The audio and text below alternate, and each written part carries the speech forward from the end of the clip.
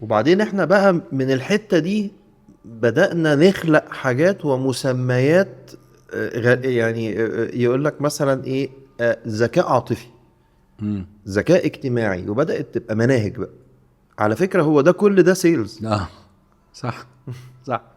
ما ده اللي احنا بنقوله من زمان. ليه النهارده لما يعني غير هدومه ولبس حاجة مختلفة، لا بقى شكله حلو؟ لا، هو على فكرة هو ده البيع. امم. يعني البيع مش برودكت على فكرة. البيع مش مش برودكت. برودكت. امال ايه قصدك؟ ايه البيع مش برودكت؟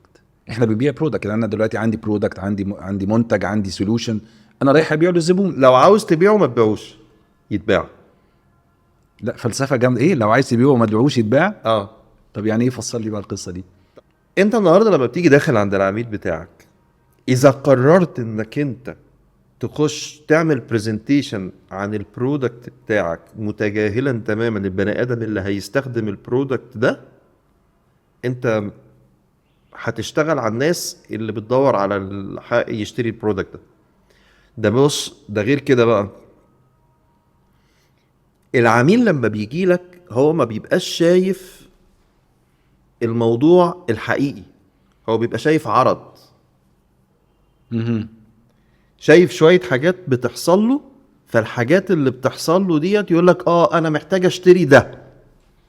اوكي. هو الحكم بتاعه مش مبني على خبرة، مش عندوش الخبرة اللي موجودة عندك. انت اللي متخصص في ده، صح. وانت اللي عارف الابليكيشن المظبوط اللي يتباع عليها ده، وايه الفاليوز اللي من ورا البيعة دي.